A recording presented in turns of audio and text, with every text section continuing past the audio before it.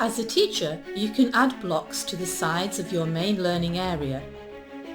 Here there are blocks only on the right, but it's possible also to add blocks to the left or to both sides of your course page, such as here, depending on your theme and administration settings. Blocks are elements which add extra information or learning content to your course. Individual users can usually hide blocks by clicking the icon and then by clicking the plus icon to open them up again. And it's important to remember this in case your learners get confused. With some themes, such as this theme, it's possible to move blocks to the side in a narrow tab. The navigation block here has done that, and it's called docking. To dock a block, you click the icon next to the hide icon. If you do this, it's important also to remember that the blocks have been docked, so that you or your learners don't get confused. This is an individual setting. To undock them, click them and then click the undock icon, or if several blocks have been docked, you can go down to the bottom to undock them all.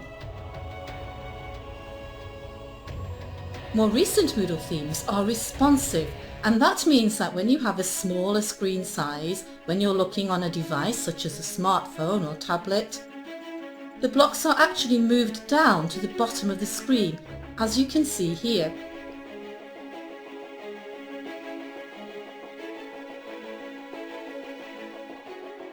As a teacher, if you want to add extra blocks, you click the Turn Editing On button top right or scroll down to Administration and click the Turn Editing On link, and this then gives you editing options for each of the blocks, where you can remove them if you don't need them, for example. However, the Administration block and the Navigation block don't have that X remove option, as they must appear everywhere. And if you see other blocks without the X remove option, this is because the administrator has fixed them throughout the site. Some people call that making blocks sticky. To add a new block, you go to the Add Block drop-down and select the block you want. And we'll take a look at some blocks in the next videos. Blocks can also be moved simply by dragging them into the place you wish to move them to, or clicking on them and then choosing the area to relocate them. The administration block is a fixed block you'll see in many places in Moodle. It might be on the right as here, or on the left according to your theme. What you see in the administration block depends on your privileges on the site and also within a course.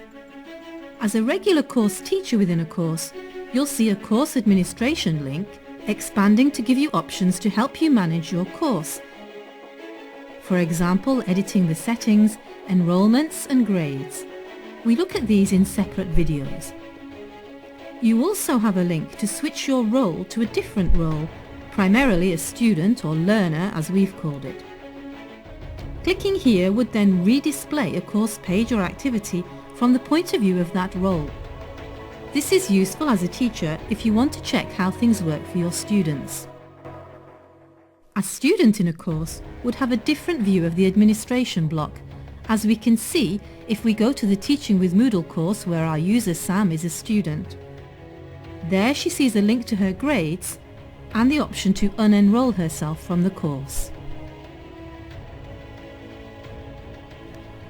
Now let's take a moment and review what we've just learned. As a Moodle manager, you have access to blocks within your course.